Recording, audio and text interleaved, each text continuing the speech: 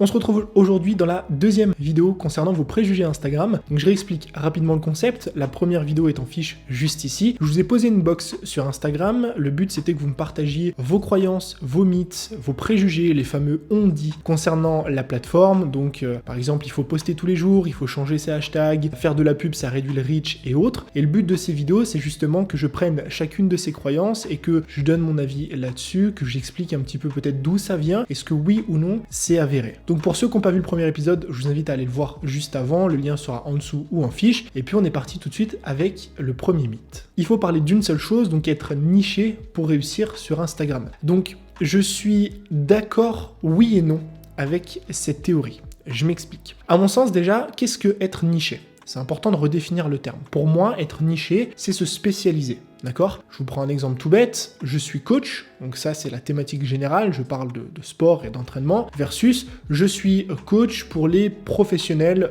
je sais pas moi, du foot. C'est-à-dire que je coach les footballeurs dans leur pratique de ce sport-là. Pourquoi c'est intéressant de se nicher ? Parce que justement vous allez descendre entre guillemets d'un étage dans votre domaine, vous spécialisez, vous adressez à une audience particulière. Cette audience, ça peut être basée sur le métier comme on l'a vu, ça peut être basé sur l'âge, sur le sexe, sur les intérêts, sur les valeurs, sur plein de choses. C'est intéressant parce qu'en fait, vous allez réduire le bassin, certes, de personnes à qui vous adressez, mais aussi vous allez réduire le bassin de concurrence. Il y a forcément beaucoup moins de personnes qui sont coachs de foot, spécialisés là-dedans dans la performance physique, que des personnes qui sont coachs de manière générale. Donc ça paraît contre-intuitif parce qu'on s'adresse à moins de monde, mais d'un autre côté, on s'adresse d'une manière tellement plus spécifique à notre audience cible que c'est beaucoup plus pertinent pour elle de s'adresser à nous. Je suis footballeur, j'ai envie d'améliorer mes performances physiques pour performer dans mon sport. Est-ce que je vais voir un coach pour les footballeurs ou est-ce que je vais voir un coach de sport classique ? Je vais voir un coach pour les footballeurs. Et je vais même aller plus loin. En général, et je dis bien en général, ça vous permet de vendre aussi vos produits plus chers,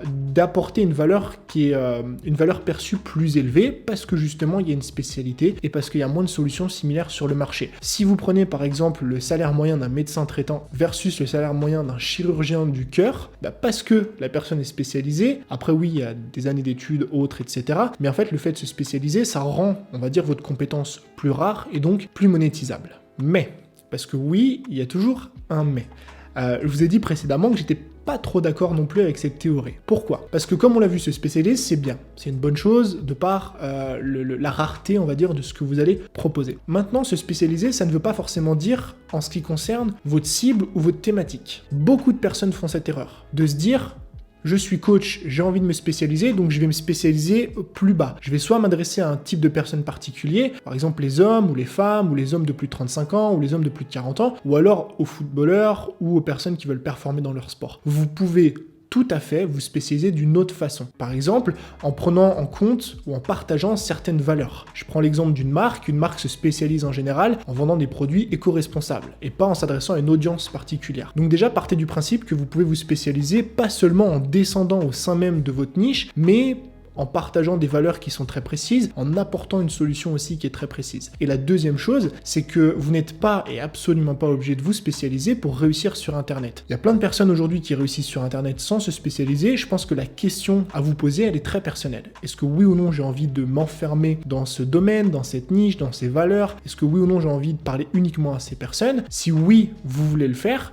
eh bien dans ce cas-là, faites-le. Si vous voulez pas le faire parce que vous aimez trop parler de plein de sujets différents, ou alors vous voulez vous adresser à tout le monde, tous les profils, etc., dans ce cas-là, ne le faites pas, parce que ce qui compte encore une fois, c'est que vous soyez aligné avec ce que vous voulez faire, parce que c'est ça qui va vous amener le plus loin possible. Deuxième mythe, il faut être actif tous les jours pour garder sa visibilité sur Instagram.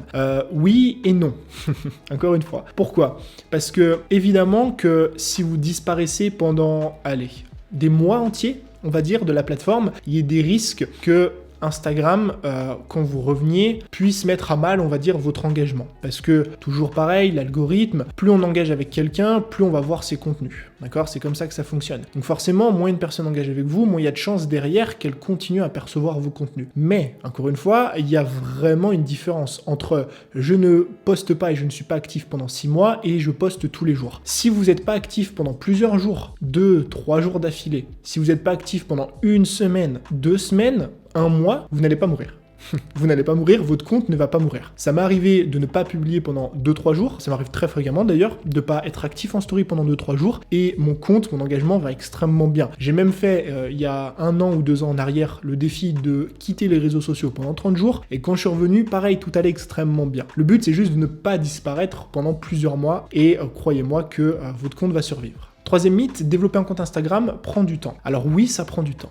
Les personnes qui vous disent tu peux gagner X abonnés, tu peux développer ton compte, ton business, ce que tu veux, en postant 3 photos en seulement 15 minutes par jour, c'est faux. Je vous le dis d'avance, comme ça au moins on est sur la même longueur d'onde, c'est faux. Pourquoi? Parce que ça demande tellement plus de choses que ce qu'on pense. Développer un compte Instagram et une audience qualifiée, c'est pas juste poster 2 photos, c'est pas juste poster 2 stories, c'est avoir une vraie stratégie, c'est développer des réelles compétences, c'est se mettre à créer des réels, c'est augmenter la fréquence de publication, c'est créer du meilleur contenu, donc forcément ça prend plus de temps. Par contre, la bonne nouvelle, c'est que plus vous allez avancer, donc c'est-à-dire plus vous allez développer de compétences, plus vous allez développer votre compte aussi, plus vous allez apprendre de choses, plus vous allez simplifier vos process de création, et plus vous aurez de résultats en travaillant moins. Je prends mon exemple à moi, aujourd'hui j'ai un effet levier qui fait que je passe très peu de temps sur la plateforme. Je passe en général moins de 30 minutes par jour. Évidemment, je parle d'Instagram, je parle pas de la partie off, stratégie de contenu et autres, mais le fait est qu'aujourd'hui, je développe beaucoup plus mon compte en y passant beaucoup moins de temps qu'avant. Parce que j'ai plus d'effets leviers, parce que j'ai plus de compétences, parce que j'ai mis en place des process, j'ai amélioré aussi mes systèmes. Et ça, c'est une partie importante si vous voulez développer votre audience en y passant un minimum de temps. Quatrième mythe, il faut absolument créer des posts à forte valeur ajoutée, donc des posts éducatifs, apporter de la valeur, pour développer sa communauté et son compte. Si on parle uniquement de développement d'audience, donc là, le nombre d'abonnés, on va appeler ça comme ça, absolument pas.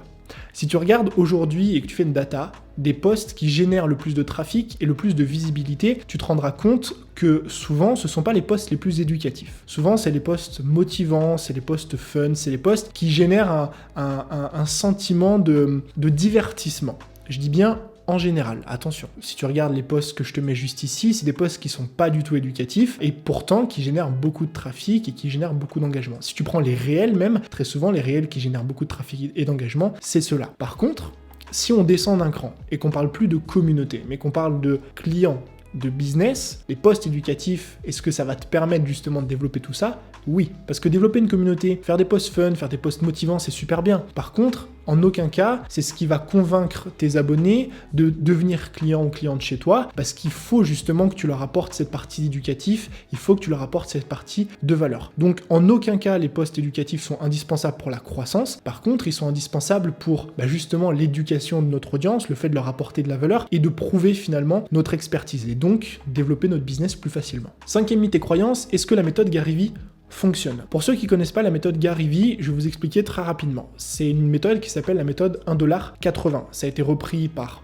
plein d'autres créateurs, youtubeurs, formateurs, appelez ça comme vous voulez, au cours des années. Le concept, il est très simple. Vous allez sélectionner des hashtags dans votre thématique, en général 10. Vous allez ensuite vous rendre sur les top meilleurs posts, donc les 9 premiers posts de ces hashtags, et vous allez laisser un commentaire sur chacun des posts. Et vous faites ça 10 fois donc dans la journée, ce qui fait plus d'une centaine de commentaires. Donc pour répondre simplement à la question, est-ce que la méthode fonctionne?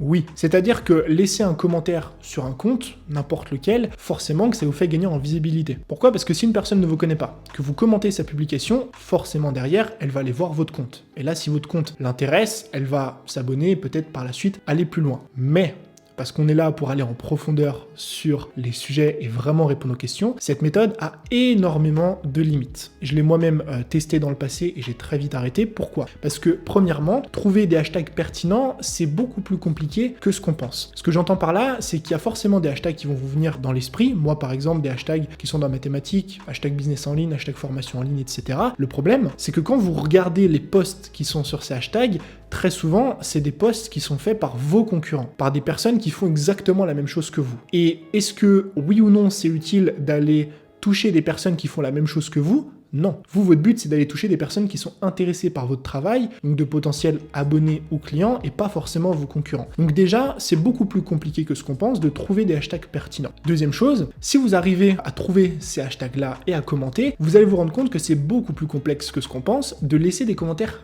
pertinent. Parce que c'est compliqué de s'intéresser à une personne qu'on ne connaît pas. C'est compliqué de laisser un commentaire sur un contenu qui nous intéresse pas juste pour gagner en visibilité. Et c'est pour ça que très souvent, les personnes s'amusent juste à poster 2 flammes et à repartir comme ça dans la nature. Parce que laisser un commentaire qui apporte vraiment quelque chose et prendre le temps de le faire, c'est plus compliqué que juste appuyer sur 2 petites flammes. Et le troisième problème, encore une fois, c'est toujours le même, c'est que utiliser ce genre de technique, c'est extrêmement long, extrêmement chronophage. Commenter 180 photos par jour de personnes dont vous n'avez rien à faire, dont le contenu ne vous intéresse pas, forcément que c'est très chronophage, vous allez le faire pendant un temps, mais très vite, vous allez laisser tomber. Donc, est-ce que la méthode Gary fonctionne? Oui, dans les grandes lignes. Par contre, il faut comprendre qu'il y a beaucoup de contraintes. 6e croyance, organiser un jeu concours, c'est une bonne chose. Pour développer, j'imagine, son compte Instagram. Oui, je le dis, je le répète, parce que les jeux concours, ça a été très longtemps vu comme quelque chose de négatif, parce qu'il y avait des faux jeux concours, des faux machins, des faux trucs. Les jeux concours, c'est une vraie méthode de croissance. Par contre, comme d'habitude, il faut les faire de la bonne façon. Pourquoi les jeux concours, c'est intéressant? Parce que vous allez avoir votre audience qui va participer au jeu concours, les personnes qui vous connaissent déjà. Vous allez dans le jeu concours parce que vous êtes des personnes qui sont très intelligentes. Demandez de mentionner 1 ou 2 amis. Donc ces personnes-là vont taguer leurs amis qui donc ne vous connaissent pas et qui donc vont découvrir votre compte. Et c'est comme ça que la roue s'enclenche. Ces amis de vos abonnés vont inviter d'autres amis, qui vont inviter d'autres amis, et ainsi de suite. Les 2 petites choses que vous devez noter avant d'organiser un concours, c'est premièrement, est-ce que oui ou non mon compte est prêt à recevoir une nouvelle audience? Et ça, c'est important. Parce que parfois, on s'imagine qu'on est prêt à gagner en visibilité, qu'on est prêt à recevoir une audience, alors qu'on n'est pas. Ce que j'entends par là, c'est est-ce que vous avez un compte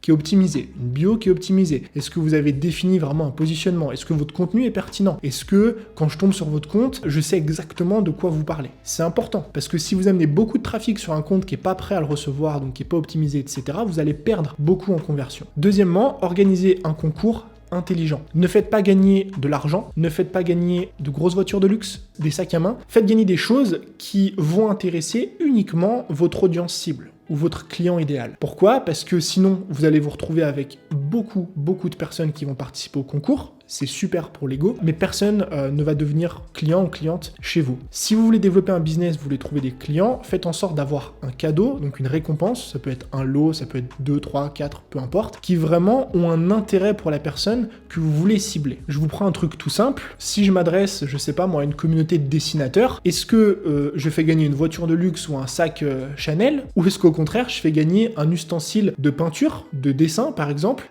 haut de gamme, donc un peu le dream de tous les dessinateurs et de tous les illustrateurs? Je vais faire gagner le deuxième cadeau. Oui, je vais avoir moins de personnes qui vont justement s'abonner, mais les personnes qui vont le faire vont être vraiment intéressées par le cadeau, par la thématique, et donc par mon compte. Donc oui, les jeux concours, c'est intéressant, mais il faut les faire de la bonne façon. 7e croyance, pour développer son compte, il faut commenter les photos de ses concurrents en publiant un commentaire à forte valeur ajoutée. Encore une fois, on est sur la même théorie que la méthode Gary Vee. C'est quelque chose qui, dans l'idée générale, peut fonctionner. Pourquoi? Parce que le fait d'aller commenter les posts des concurrents, qu'est-ce qui va se passer? Vous allez vous retrouver donc dans les commentaires et les autres personnes donc qui suivent ce concurrent-là vont forcément voir votre commentaire. Et peut-être, s'ils trouvent que votre contenu est intéressant, que votre commentaire est intéressant, vont cliquer sur votre petit nom et vont aller regarder votre profil. Et comme d'habitude, il y a un mais.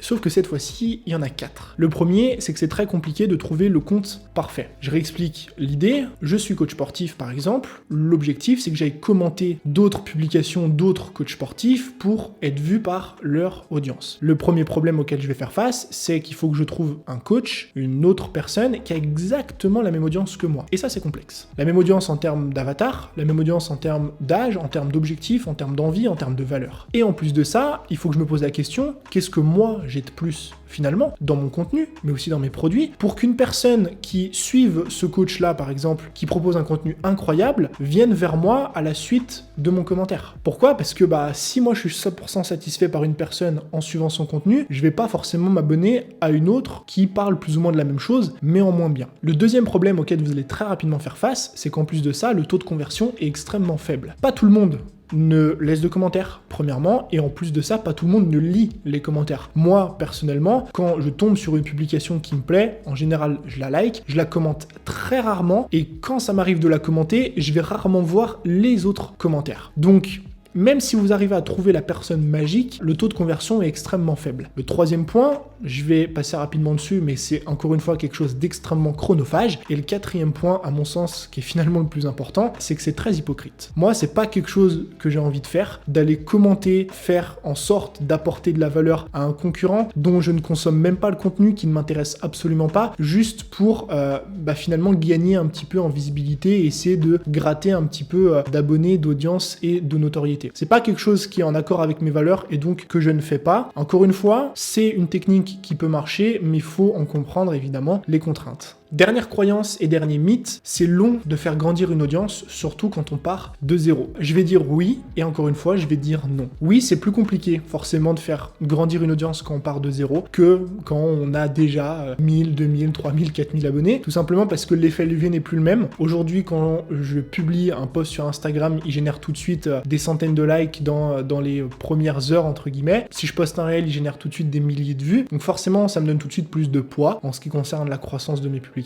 Par contre, c'est pas parce que tu démarres de zéro qu'il y a aucune chance que ton compte se développe. Dis-toi forcément qu'au début, ça va être un petit peu plus long, un petit peu plus compliqué, ça va demander un peu plus d'efforts qu'un compte qui est plus gros que le tien, mais au fil du temps, tu vas commencer à gagner justement de cet effet levier, ça va devenir de plus en plus simple. Ce que moi, je recommanderais réellement à un compte qui démarre aujourd'hui de zéro, donc ça peut être 0, ça peut être 20, 30, 50, 100 abonnés, bref, une toute petite audience, je conseillerais vraiment de miser sur les réels. Parce que les réels, c'est aujourd'hui l'un des seuls outils qui permet, peu importe la taille de ton audience, de générer beaucoup de trafic. J'ai vu passer énormément de comptes qui avaient moins de 1000 abonnés, ou alors à la limite des 1000 abonnés, et qui ont pu exploser leur audience, qui ont pu générer des dizaines, parfois centaines de milliers de vues sur certains réels, parce que c'est un outil qui est extrêmement mis en avant, parce que ce qui compte, c'est pas l'audience que tu as, ce qui compte, c'est l'intérêt qu'il y a envers ton réel. Donc je conseillerais vraiment de miser au départ sur cette stratégie-là, évidemment, en ayant une vraie stratégie de contenu et toutes les fondations qui sont aussi extrêmement importantes. Donc c'était tout pour cette vidéo, j'espère en tout cas qu'elle vous a plu, que j'ai répondu